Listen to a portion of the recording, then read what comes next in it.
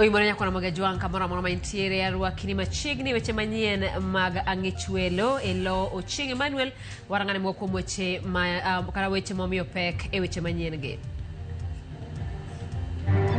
Jakom Marol Media Laktar SK Masharia ochopo macho wang'e lien Raila Odinga e kinde mabende Raila Odinga Junior osidhi kaka jatend familia mar Raila. To kana adhi kanyo to gitango na pichnigo tayudo ka enomera maluwa maradek ema notho kanyo. Familia mar rawera manyocha otho Nyayo Stadium e kinde neno ringre mar Raila Odinga oyango ringre no. We want to protect this nation from situations that undermine the well-being of the young people of our nation, the well-being of the people of Kenya. Sirikal omako chung' motegno ni onge rach mora mora e chik manyocha puodhi gi jatend piny e wi tiyo gi mbui.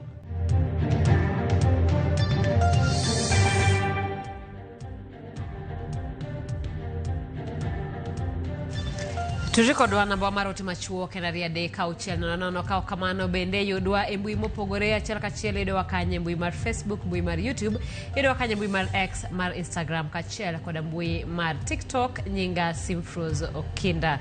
Jaloko marwa en Wilson Ochuka. Kawachako gi County Masaya kama jakom mar kambi Marol Media Services Mano Laktar SK Masharia otero ywak e dala mosenindo gae mar ODM Raila Odinga e gwenge mabondo County Masaya. Laktar SK osir kod Governor ma Homa Bay Gladys Wanga mabende e jakom maduon bura mar ODM.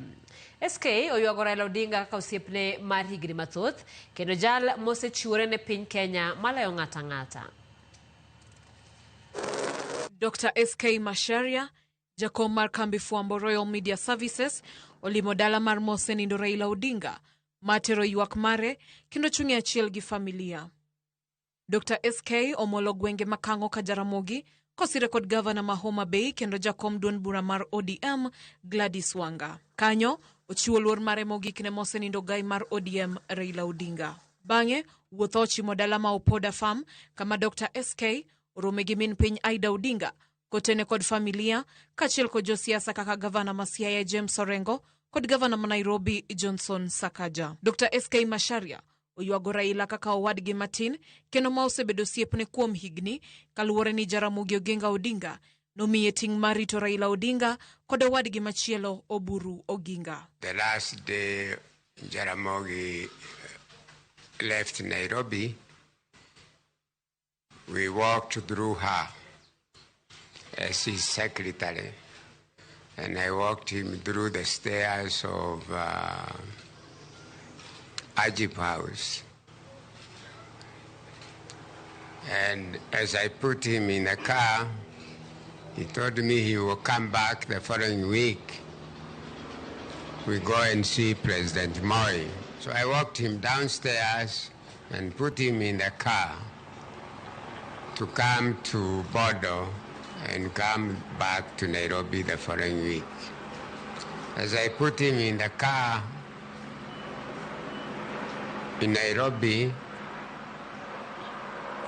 he told me he has two sons, one called Oburu and one called Laira. And I'm warder of them, of the two of them. I take care of them. Dr. SK Masharia bende odhialo Raila Odinga kaka jasiasa mosechiwore ne piny Kenya moloyo ng'ata kendo onge jal mora mora e thur kaendi madipim kode. Achiel kuom gigo mosemiyo siro Raila Odinga kinde ka kinde kod familia mare. Whenever you have been hearing rumors, Akikuyu called SK even during Matiba's time that is supporting Raila Odinga or others, during Kebake's time and Uhuru's time that I'm supporting Odinga, Raila Odinga, is because they are my brothers. They were left for me, and she testifies to that. You take heart, Mama. Take heart. Thank you. We'll find him there. He's a great man. He was a great man. Just like his father. Like father, like son. was a great father. For this country, he has given to this country what we don't know. Maybe the history will tell us. But for now, we don't know anybody else who has given that much of his life to this country. Mama Aida Odinga korka kore olero kaka familia mare kod mano ma Dr. SK Macharia osebedo gi osiep makare kuom higni ahinya to chakre ndalo mag wuon Raila Jaramogi Oginga Odinga. Osiep mar joka Jaramogi kod SK en osiep moa mabor.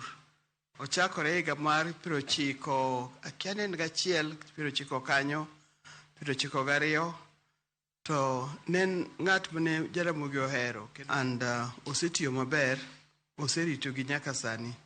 Amor no biro kaka wuono mondo bendo biyo gono sepni uriti. Efinye Kidi, Ramogi TV. Kamano bende ndalang'wen tok ik mar mane osenindo Prime Minister machon Raila Odinga, familia mare ne obago nyasi mar chopo chike mag luo kendo sidha yanga Raila Odinga Jr. kako gai mar familia no.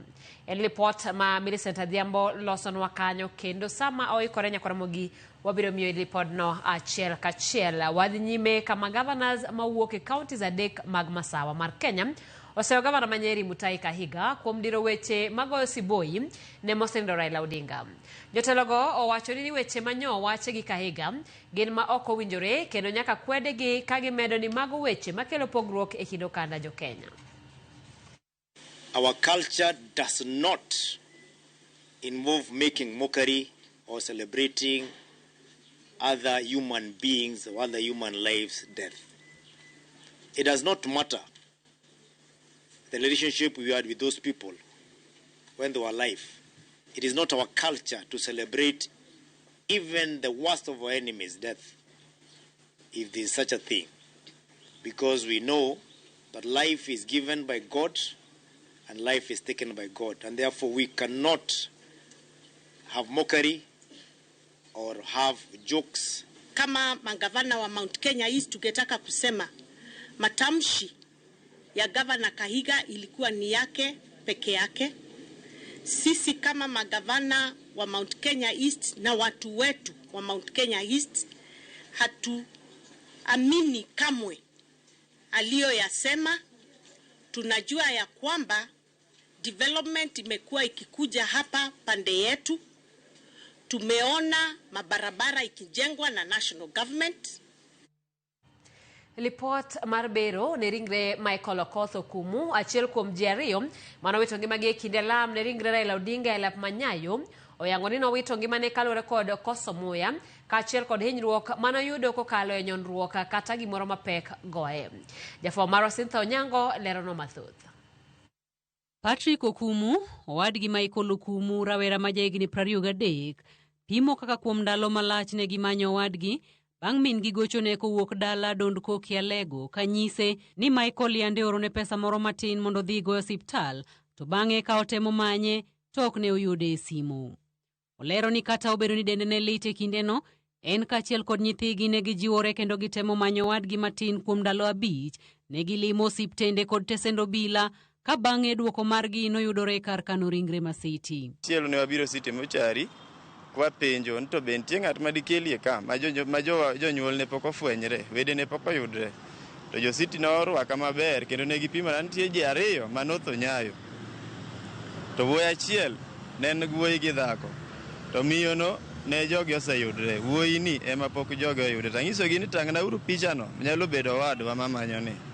To kana adhi kanyo to gitang'o na pichnigo, tayudo ka en omera maluwa mar adek ema notho kanyo. Achiel kuom nyamin gi oparo kod chuny mokuyo kaka noneno nyonruok Manyayo kendo ne en kod yie ni dhano wito ngimagi to ok nong'eyo ni achiel kuom wedene e jogo manowito ngimagi. Kama ji ne thoe no ne antie en man ne gin kal yo kama chielo to an nachung' koma chielo. To naneno kaka ji tho kendo kaka iting'o ji.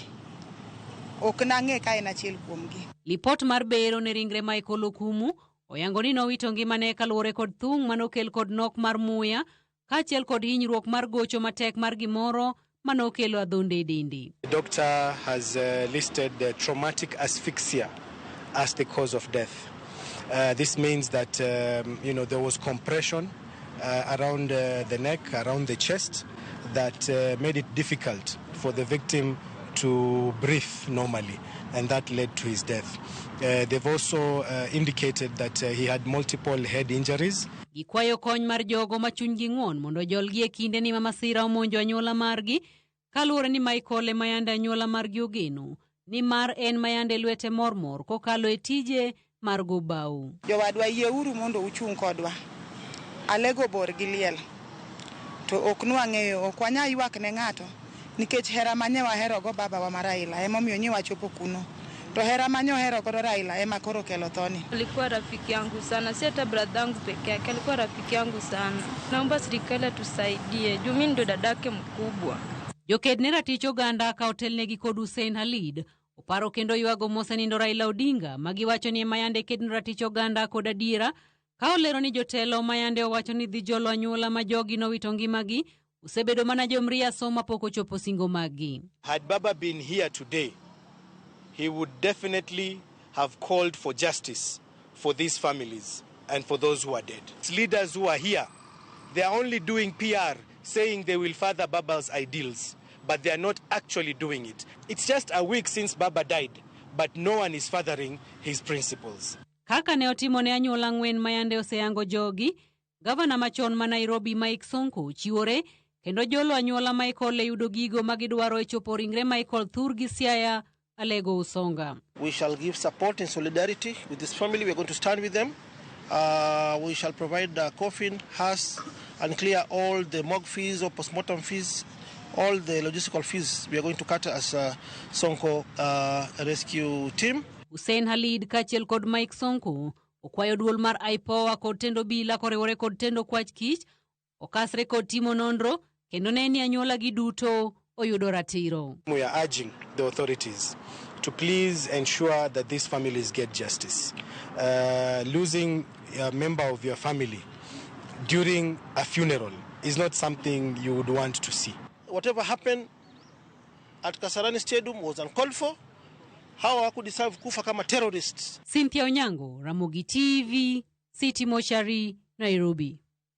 Manakane wasingo ni ndala ng'wen tok ikman mane osenindo Prime Minister Raila Odinga. Familia mare ne obago nyasi mar chopo chike mag luo kendo sidha yanga Raila Odinga Jr. kako gai mar familia no.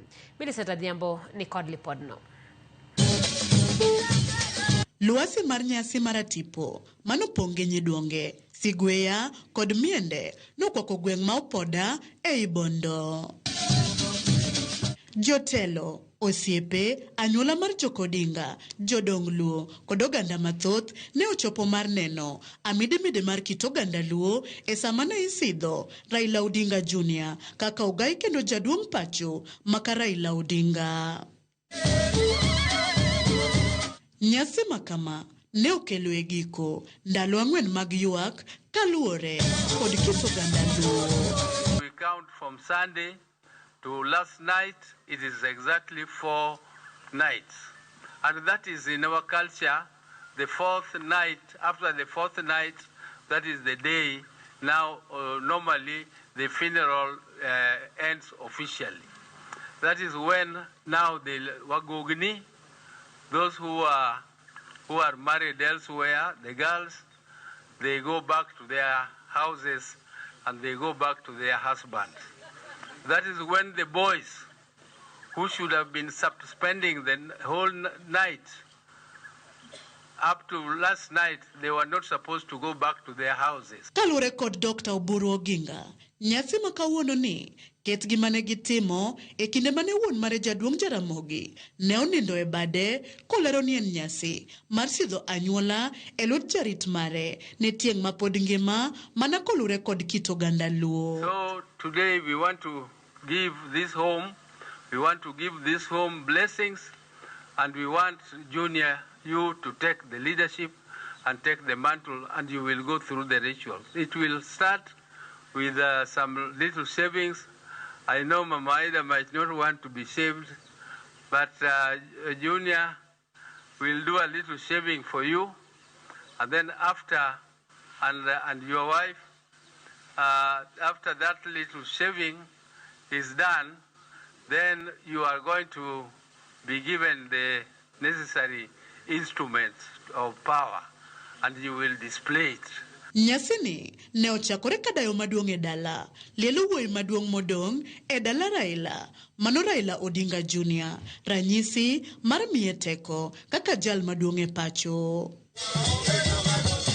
Bang'e ne okete obedo orindi mar pacho. Bang'e orwake gi pien le. Ochiwne kuot kata okumba. Omiye tong'. Bang'e ne ochuone osimbo mar rit kod loche wiye, makete kaka ogai mar dala.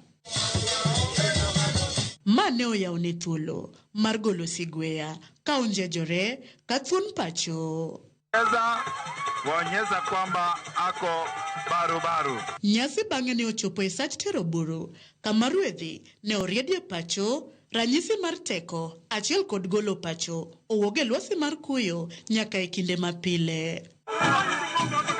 Ne oyudo gweth mar min mare, Mama Aida Odinga. Gikone, kane oluorore gi jodongo, osiepe kod jomien Ramogi, Raila Jr. ne orieyo oganda duto e pacho e wuoth mane gitieko e kar limbo kama ne oike wuon mare, Raila Amolo Odinga, Kang'o ka Jaramogi. Ranyisi makende mar giko kinde ywak kod nyasi mar liel duto kaluwore gi chike luo.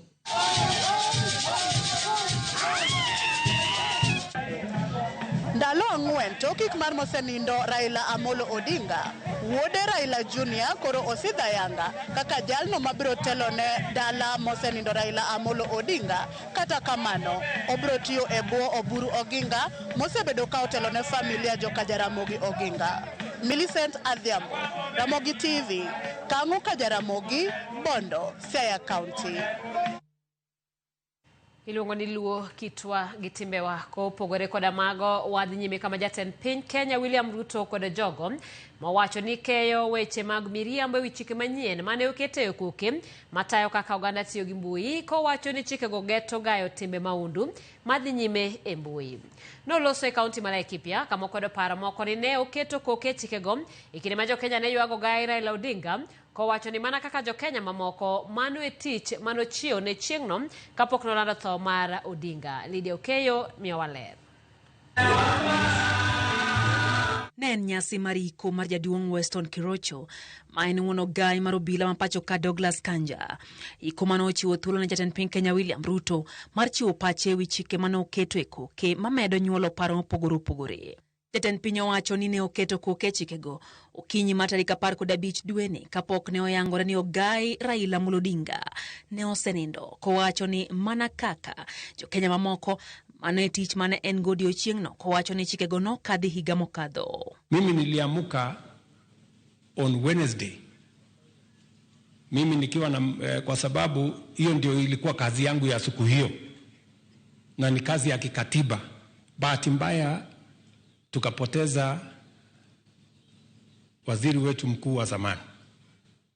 Lakini tayari nilikuwa ofisini kwa hiyo kazi. Hata nilikuwa nimevaa shati, nilikuwa naenda Ukambani kwa mambo ya barabara. Omedogo debe kosiro lokruoge adek madongo manotime chikego.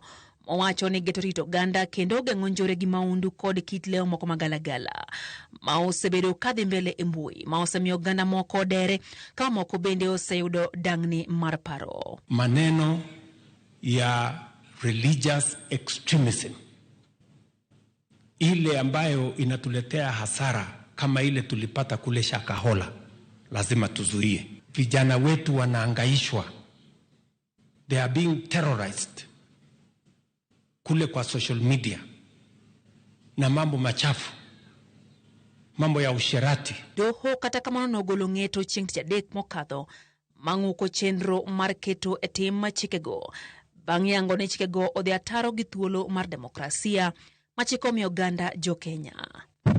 Hakuna kitu ya kuficha, hakuna kitu ya giza, hakuna kitu inafanywa usiku. Wawachane na porojo, wawache misinformation, wawache disinformation. Let us speak what is right. The provisions of Section 27, which I saw even a judge of the High Court yesterday being misled by the culture of misinformation to suspend were assented to by President Uhuru Kenyatta in 2018. Nataka niwaombe watu wa upande huu kwamba tushirikiane, tufanye kazi ya huyu IG kuwe rais, kuhakikisha kwamba siasa zetu ni ya kuunganisha, sio ya kutenganisha. He has left a family that is stable, a family that is forward looking, and a family that knows those values that we must keep on forging forward. Lydia Okeo, Ramogi TV, Nairobi. Piny owacho kwedo weche moko ni chik manyien mag kedo gi joma tiyo gi mbui marach en chenro mar sirikal madayo duond joma osebedo ka kedo sirikal tesre ka gitiyo gi yore mag mbui.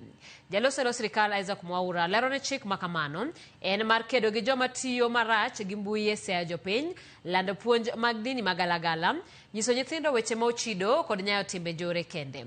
Kristo Weno nigi ler mathoth.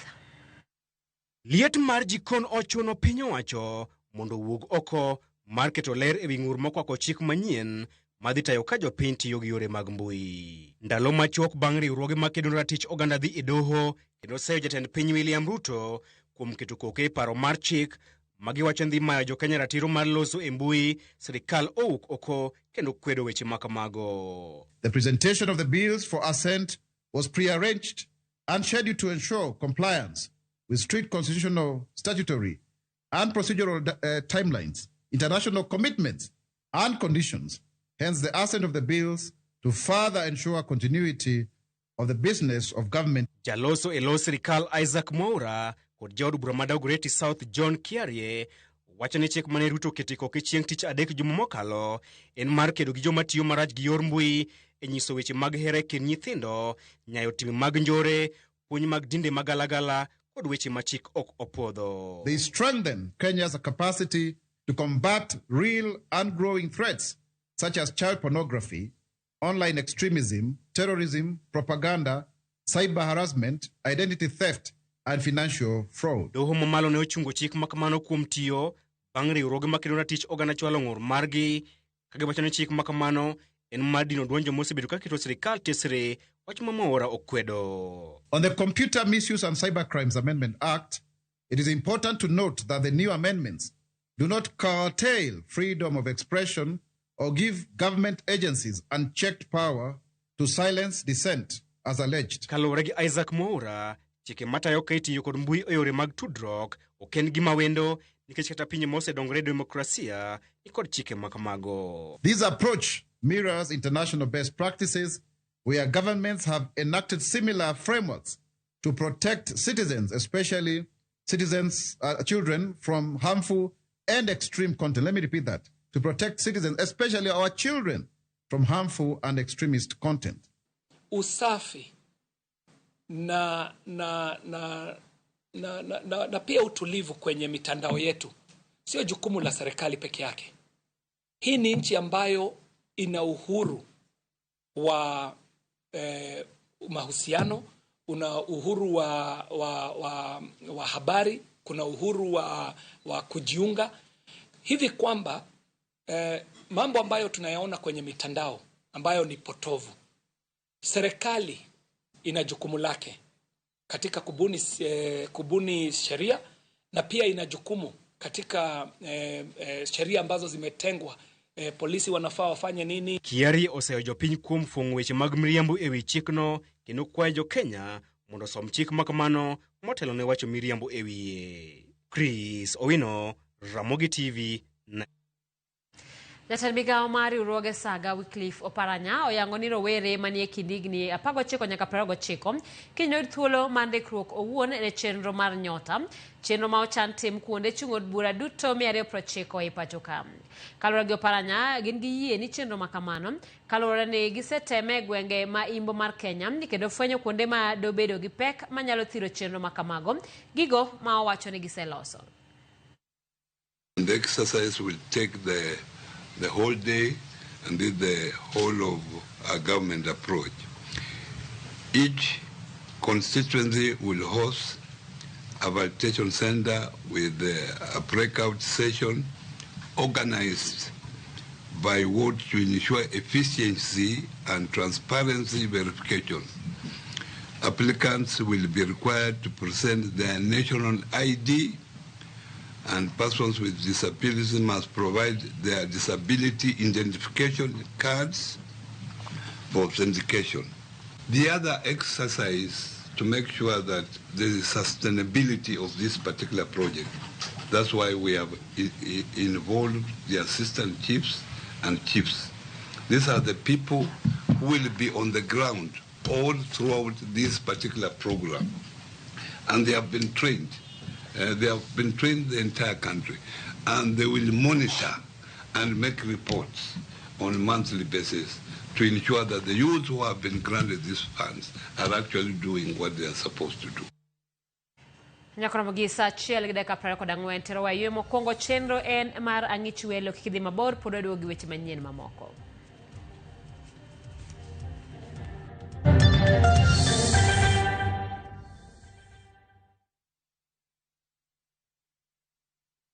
Ne to kori winjo kika winj kucha koluonga ni mbabas nikech koro uneno kama ni pesa moro matin. View sasa ndio nyumbani kwa the best local dramas. Nataka ripoti ya Hans pamoja na mkewe. Comedy za kuvunja mbavu.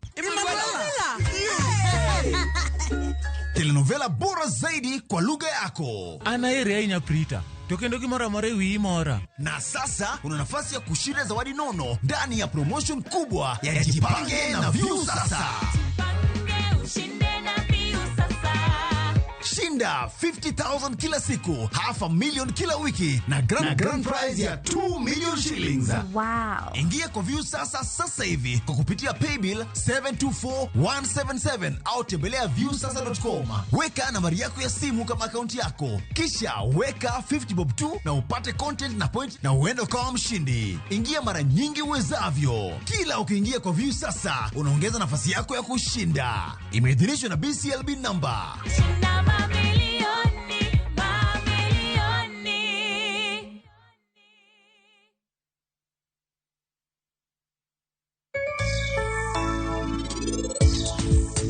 Challenges mane spare. Another challenge ni apike masani wuok. Nitie moko ma wuok ma yudo parts gi tech. Mondo mi yud spare mare okoyot. Nikech ni apiko mapod nyien.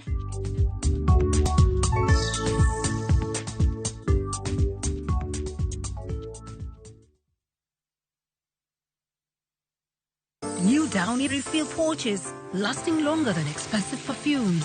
Cut, store, and no need to add water. Serve with a Downy refill.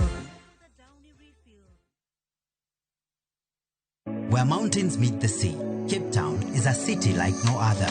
Wake up to Table Mountains rising above the clouds. Explore a full-day hop-on, hop-off tour. Follow the peninsula where the ocean roars, then taste the magic of the winelands. And the best part, for Kenyans, Cape Town is visa-free. Enjoy 4 unforgettable nights for only $1,410 per person sharing, including tours, tasting, and memories to last a lifetime. South Africa is calling. To book, visit viewtravel.com or call 0703 254 254. View Travel. Dream, explore, discover.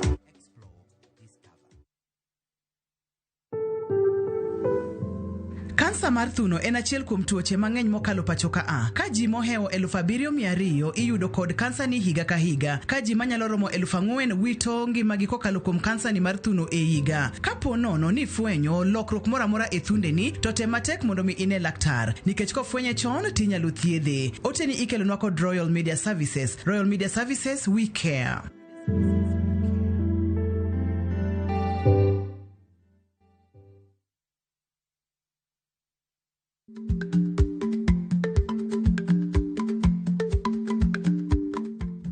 Icha gweno to ichao gwang'. Matiende ni, kapok ing'ado bura ewi wach moro amora, kuong inon ng'ama rach.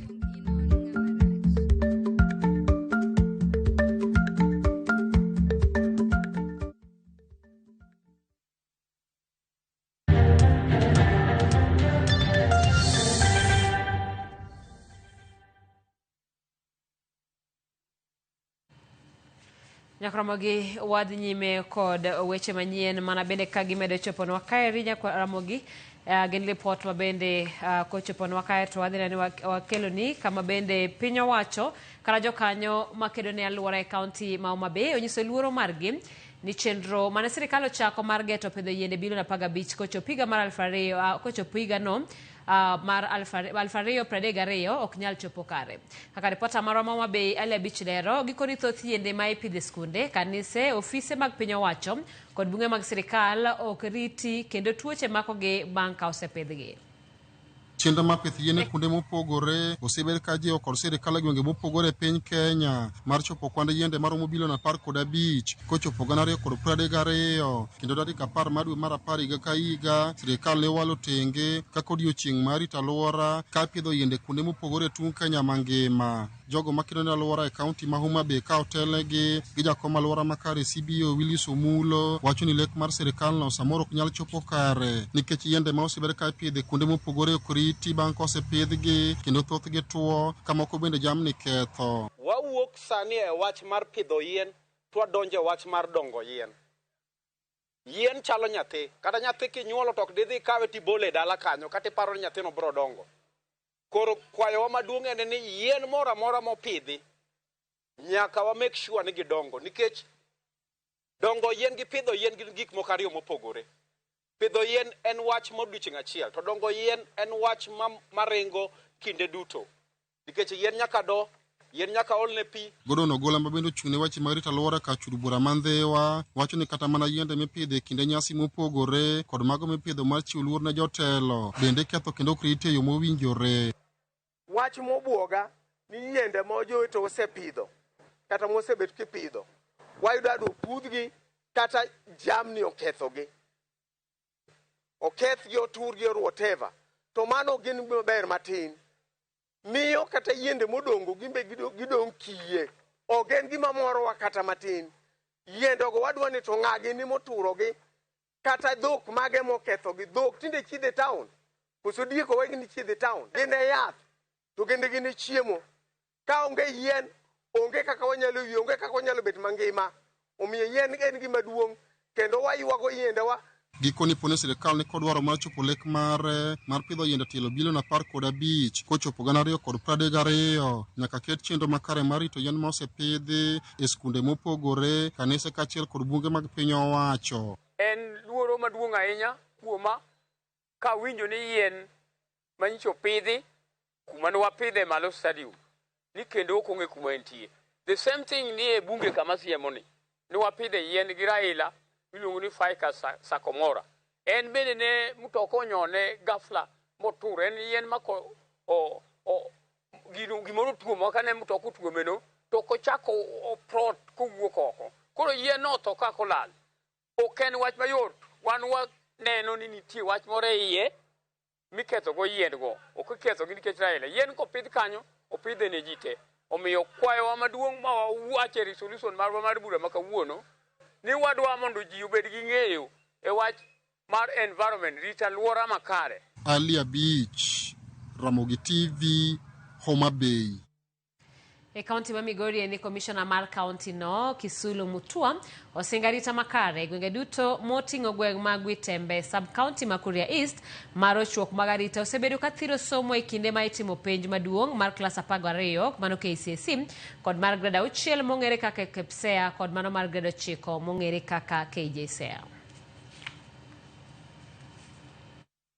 Prabich kod abiro moting'o jopuonje ma yawuoyi maromo 18 397 kod manyiri maromo 17 660 timo penjno mar grade 6 ma ong'ere kaka KPSEA ka bende jopuonje maromo 31 617 ma oting'o mago ma yawuoyi maromo 15 909 kod mago manyiri maromo 15 788 dhi timo penj mar klas 12 kata KCSE ma higani e kaunti ma Migori. Lipot mogol kod migawo mar somo e kaunti ma Migori bende yango ni jopuonje maromo 32 333 bende dhi timo penjno mar grade 9 ma bende ong'ere kaka KJSEA e kaunti ma Migori e higani. E kinde ma hikruok dhi nyime mar penjgi, kamishona ma kaunti ma Migori Mutua Kisilo yango ni weche mag rito kwe idhi jiw e kuonde duto mag timo penj e kaunti ma Migori. Mutua wacho ne skunde ma yande olore gwengo mag Witembe e sub-kaunti ma Kuria East nikech rochruok mag arita e tong' kaunti ma Migori kod Narok idhi time penj kendo arita idhi ket makare.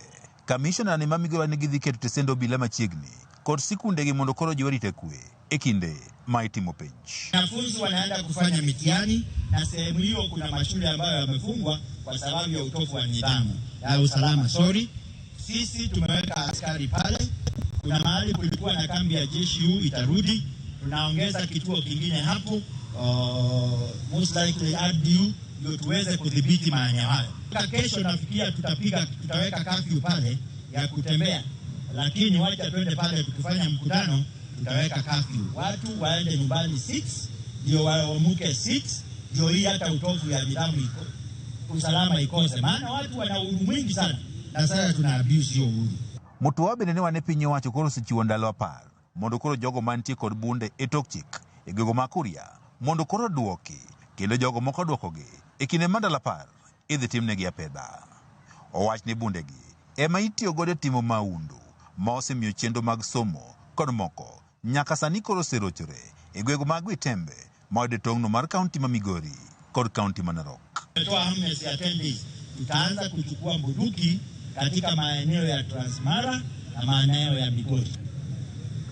Bunduki zote ambazo ziko katikati ya Wakuria na wale wa Kipsigis wa Transmara, government is going to get those firearms because hiyo firearms ndio imepea watu impunity, ndio imepea watu ujasiri ya mnayo, hata ndio inaiba hapa hii town yenu. Lakini wizi yote hapa siko na bunduki ndani. Yes, hiyo bunduki iko wapi? Iko na nyinyi. Na hamuna hamari. Siku tutakuja kuchukua, hatutakuwa na lugha kama ambayo tuko nayo. George Juma, Ramogi TV, Migori.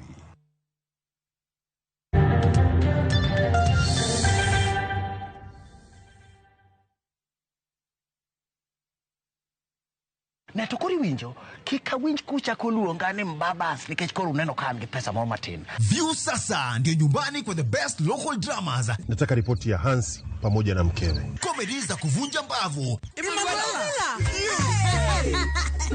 Telenovela bora zaidi kwa lugha yako. Anaere ainya Prita. Tokendo kimora mare wi mora. Na sasa una nafasi ya kushinda zawadi nono ndani ya promotion kubwa ya Jipange na View sasa.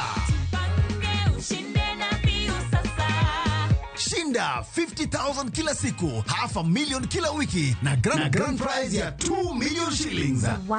Ingia kwa View sasa hivi kwa kupitia paybill 724177 au tembelea viewsasa.com. Weka nambari yako ya simu kama akaunti yako, kisha weka 50 bob tu na upate content na point na uende kama mshindi. Ingia mara nyingi uwezavyo. Kila ukiingia kwa View sasa unaongeza nafasi yako ya kushinda. Imeidhinishwa na BCLB number.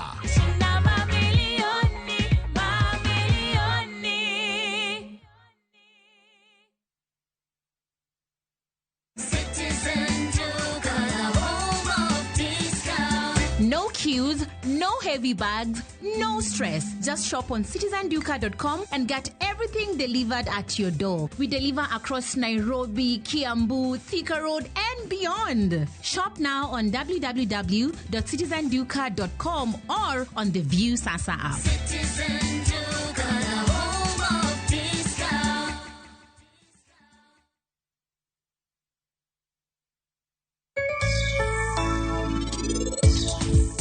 Chako wuoyo kae, donge nacho ni wayantie gi anniversary?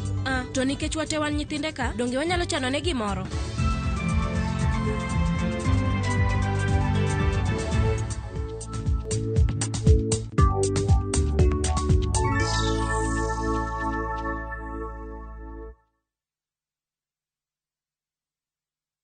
Tired of late rides and shady charges?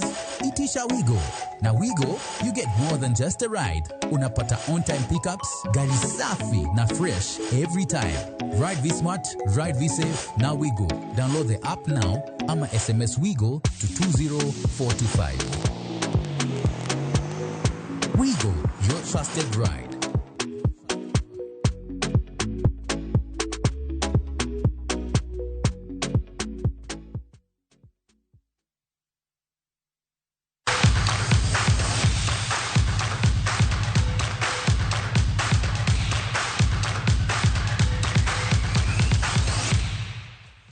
Machingni pa utuke tim mar mine maradhula mapacho kamano Harambee Starlets obagora komo gi kawuono motele tugo mar manyotiko mar dhi e WAFCON e higa manyien.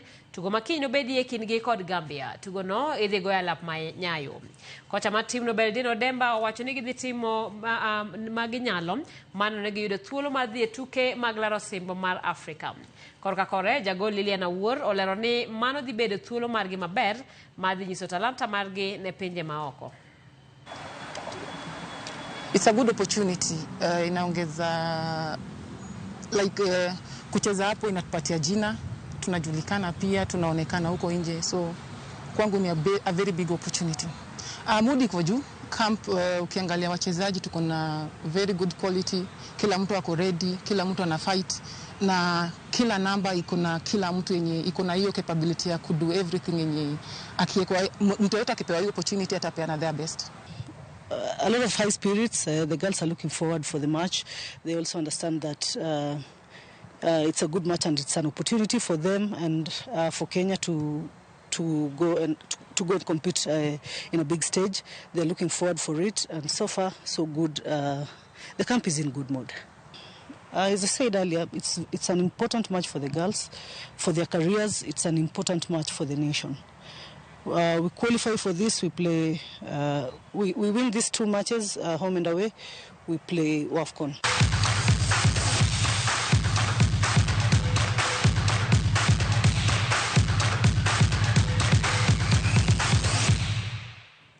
Yakoromo gimane thuolo mane wantiere godo ne weche manyien mag ang'ichwelo watieko sani saa 1:40 erokamano nyaka mbudho kodwa chenro ni wanenre e weche manyien mag Oyimore. Nyinga Simfros Okinda, jaloko marwa en Wilson Ochuka.